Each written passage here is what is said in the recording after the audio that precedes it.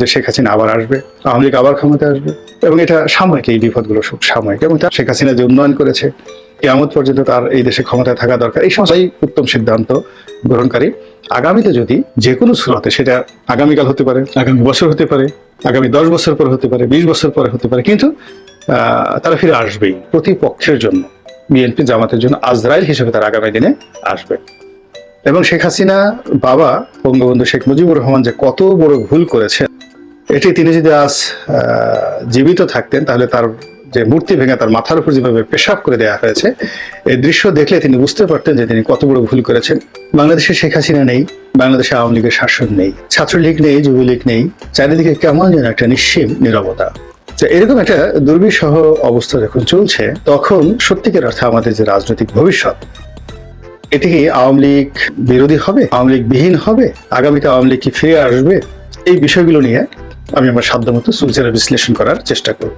একটা জিনিস আপনাদেরকে বলি, যে এই গত 15 বছরে আওয়ামী লীগ যে অন্যায় করেছে, জুলুম করেছে, অর্থনৈতিক জুলুমটা বাদ দেন, যদি আপনি ধর্ষণ ধরেন, তারপর হত্যাকাণ্ড ধরেন, গুম ধরেন, মানবতা বিরোধী অপরাধ ধরেন, তো এইগুলো যদি আপনি 1971 সনের রাজাকার, আলবদর আর শামস তাদের কর্মকাণ্ড, পাকিস্তানি বাহিনীর কর্মকাণ্ডের সঙ্গে তুলনা করেন, হাজার তো দূরের কথা, 1 লক্ষ ভাগের 1 ভাগও এই গত 15 বছর আওয়ামী লীগ করতে পারে।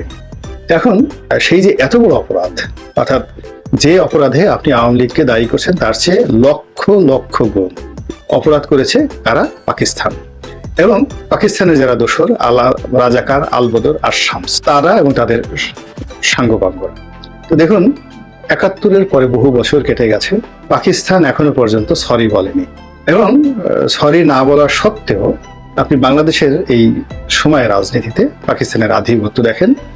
তারা বুক ফুলিয়ে কথা বলছে, মুক্তিযুদ্ধে যারা নেতৃত্ব দিয়েছে তাদেরকে কটাক্ষ করছে, এবং শেখ হাসিনা বাবা বঙ্গবন্ধু শেখ মুজিবুর রহমান যে কত বড় ভুল করেছেন, এটি তিনি যদি আজ জীবিত থাকতেন, তাহলে তার যে মূর্তি ভেঙে তার মাথার উপর যেভাবে পেশাব করে দেওয়া হয়েছে, এই দৃশ্য দেখলে তিনি বুঝতে পারতেন যে তিনি কত বড় ভুল করেছেন। এইরকম ঔদত্যপূর্ণ, কুরুচিপূর্ণ কথাবার্তা পাকিস্তানের প্রধানমন্ত্রী শাহবাজ শরীফ এখন বলছেন, আর বলার পরেও আমরা পাকিস্তানের যিনি রাষ্ট্রদূত রয়েছেন তাকে মাথায় করে নাচ্ছি।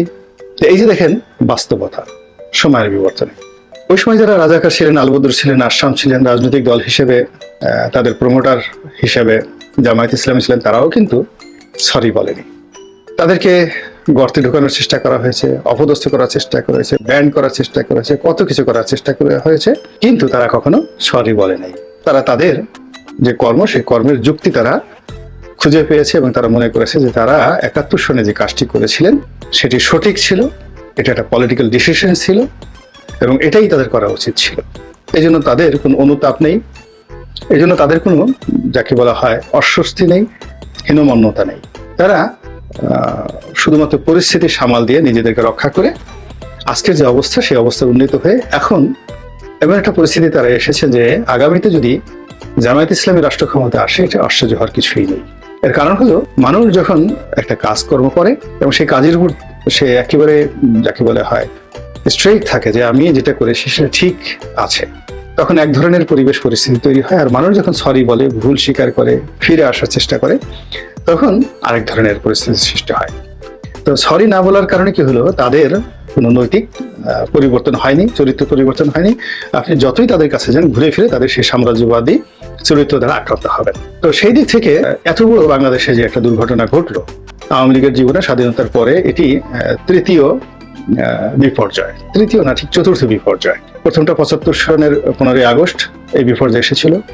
এরপরে 1996 থেকে 2001 সনে তাদের সরকারের পর তারা যে পতন হয়েছিল, এটা দ্বিতীয় বিপর্যয়। 1/11-এর সময় তৃতীয় বিপর্যয়, আর এটি এখন এই যেটা হলো, এটা চতুর্থ বিপর্যয়। এর বাইরে অনেক তাদের উপর ব্যক্তিগত বা আক্রমণ হয়েছে, কিন্তু জাতীয়ভাবে, রাষ্ট্রীয়ভাবে তারা 4টি যে বিপর্যয়ের মধ্যে পড়েছিল, এইবার 2024 সালের বিপর্যয়টি তাদের সবচেয়ে বড় বিপর্যয়। তো এখন তারা কি আগামীতে রাজনীতিতে আসতে পারবে কি পারবে না, তার চেয়ে বড় ব্যাপার হলো তারা কিভাবে ফিরে আসবে। যদি তারা জাপানের মতো সরি বলতেন, যদি তারা নিজেদের ভুল স্বীকার করতেন, এবং যারাই অপরাধ করেছে তাদেরকে আইনের হাতে সোদর্প করে এই দলের যারা ভালো নেতা কর্মী তারা যদি রাস্তায় আসতেন যে আমরাও বিচার চাই, এদের বিচার চাই, তাহলে আওয়ামী লীগের রাজনীতির একটা নতুন ধারা তৈরি হতো। তখন আওয়ামী লীগ অস্বীকার করার মতো কোনো শক্তি এই বাংলাদেশে থাকতো না। কিন্তু যতক্ষণ পর্যন্ত তারা শেখ পরিবারকে, শেখ হাসিনাকে, তারপরে তার আমলাতন্ত্রকে, সারা বাংলাদেশের চাঁদাবাজ, ছাত্রলীগ, যুবলীগ তাদের সমস্ত কর্মকাণ্ডকে ওন করবে, সারা বাংলাদেশের 35% ভোটার যারা আওয়ামী লীগ করেন তারা ওন করবে, ততদিন পর্যন্ত আমাদের জন্য একটা থ্রেট থেকে যায় যে তারা ফিরে যদি আসে, ফিরে তো অবশ্যই আসবে, তারা যদি ফিরে আসে তাহলে এই যে তাদের যে ক্রোধ, এই সময়টিতে তারা যে অন্যায় এবং অপকর্ম করেছে সেইগুলো বহু বহু গুণ প্রতিহিংসা নিয়ে, জুলুম নিয়ে, অত্যাচার নিয়ে এবং আরো মন্দ দৃষ্টান্ত নিয়ে এই জাতির উপর চেপে বসবে এবং তাদের প্রতিপক্ষের জন্য, বিএনপি জামাতের জন্য আজরাইল হিসেবে তারা আগামী দিনে আসবে। বিএনপির কথা বলি, বিএনপির জীবনে সেই 1-11 দুর্বিষহ হয়ে আসে এবং বিএনপির শেষ জমানা 2001 থেকে 2006 সন পর্যন্ত, সেই সময়টাতে তাদের বিরুদ্ধে যে অভিযোগ, সেই অভিযোগগুলো নিয়ে 2007 থেকে আজ অবধি বিএনপির নেতাকর্মীরা কেউ বলেনি যে এটা ভুল হয়েছে, অন্যায় হয়েছে, জুলুম হয়েছে এবং এই কাজগুলো ভবিষ্যতে করা যাবে না এবং এই কাজ যারা করেছে তাদের কারোর সঙ্গে বিএনপির কোনো সম্পর্ক নেই, এই কথাগুলো বলেনি। না বলার কারণে কি হচ্ছে, বিএনপির শীর্ষ পর্যায়ের নেতারা তারা যতই নিজেদেরকে ভালো বলুন না কেন, তৃণমূল পর্যায়ের বিএনপির নামধারী বা বিএনপি করে কিন্তু মনে মনে খারাপ চিন্তা করে, বিএনপি করে কিন্তু ভবিষ্যতে মন্ত্রী এমপি হতে চায় না, সে চাঁদাবাজ হতে চায়, মানে একটা দলের মধ্যে তো নানা রকম খারাপ লোক আছে। তো সেই মানুষগুলো বিএনপির মধ্যে যারা বিএনপির নাম বিক্রি করে, বিএনপি দল করে কিন্তু মনে মনে তারা খারাপ চিন্তা করে, সেই মানুষগুলো এই গত 1 মাসে কি কর্মকাণ্ড করেছে, এই কর্মকাণ্ড তারা করেছে যার দায় বিএনপিকে নিতে হচ্ছে। এর একমাত্র কারণ হলো বিএনপি এখনো পর্যন্ত তাদের অতীতের ভুলগুলো স্বীকার করেনি এবং সেই ভুলের যে সমস্ত খারাপ লোক আছে তাদেরকে বিচারের আওতায় বিএনপি আনেনি, তারা এখনো বহাল তবিয়ত আছে। ফলে কি হচ্ছে, বিএনপির যে শ্রেণী, সেই শ্রেণীর পরিবর্তন হয়নি। ফলে বিএনপি বিএনপির মতো রাজনীতি করছে, এর বাইরে জামাত বলে ফেলছে যে এক জালেমের পরিবর্তে যদি আরেক জালেম আসে তাহলে আমাদের কি। তো এই যে দেখেন যে মানুষ যার যার অবস্থানে যদি একটি কনজারভেটিভ থাকে এবং নিজেকে যদি সে মডিফাই করতে না পারে, নিজেকে যদি সে সংস্কার করতে না পারে, তাহলে তার দ্বারা ভবিষ্যতে কখনো কেউ নিরাপদ থাকতে পারে না। তিনি আবার আসবে, তারা কেউ শেখ হাসিনাকে গালাগাল দেয় না বা বলে না যে এই কাজ করেছে, এর কারণে আমাদের এই পতন হয়েছে। এবং একই ঘটনা কিন্তু দেখেন বিএনপির তারেক রহমান সাহেবের ক্ষেত্রে হয়েছিল এবং বেগম খালেদা জিয়ার ক্ষেত্রে হয়েছিল। অর্থাৎ শেখ হাসিনার ভবিষ্যৎ কি, আওয়ামী লীগের ভবিষ্যৎ কি, আওয়ামী লীগ রাজনীতিতে টিকে থাকবে বা এখন যারা রাষ্ট্র ক্ষমতায় আছেন তাদের জন্য আওয়ামী লীগ কি কোনো সমস্যা সৃষ্টি করতে পারবে? বিএনপির জন্য আওয়ামী লীগ এখনো প্রতিদ্বন্দ্বী হিসেবে আছে নাকি এটি শেষ হয়ে যাবে? আওয়ামী লীগের অফিস বন্ধ, লোক নাই, সব পলাতক, এটাই কি শেষ কিনা? এটি যদি আপনাকে বুঝতে হয় ভবিষ্যৎ, তাহলে আপনাকে ক্যালকুলেশন করতে হবে যে শেখ হাসিনা যখন খুব ক্রাইসিস যাচ্ছিল, the last month of Sheikh Hasina, অর্থাৎ জুলাই এবং আগস্ট, অর্থাৎ জুলাই মাসের 5 তারিখ থেকে আগস্ট মাসের 5 তারিখ পর্যন্ত এই একটি মাস, তো এই একটি মাসে শেখ হাসিনার জীবনে কি কি ঘটেছিল, এটার উপর নির্ভর করবে আগামীতে তিনি ফেরত আসতে পারবেন কি পারবেন না, বা রাজনীতিতে আওয়ামী লীগ টিকবে কি টিকবে না। তো এই জিনিসটা মূল্যায়ন করার আগে আপনাকে ট্র্যাজেডি কিং হিসেবে পরিচিত, আর সেটি হলো নবাব সিরাজউদ্দৌলা। তার যে শেষ একটি মাস অর্থাৎ 23শে জুন 1757, এই সময় থেকে আপনি যদি 23শে মে এই একটি মাস আপনি বিশ্লেষণ করেন, তাহলে আপনি দেখবেন যে তার খুব কাছের যারা মানুষ তারা তার সাথে বেইমানি করেছিলেন, মুনাফিকি করেছিলেন এবং তার মধ্যে রাজ দরবার থেকে শুরু করে সব জায়গাতে ঘাপটি মেরে থাকা যে শক্তিশালী যে গ্রুপটি, এটি মানে তার যারা বন্ধু আপনজন, মোহনলাল, মীর মদন, এদের সাথে এরা শক্তিশালী ছিলেন।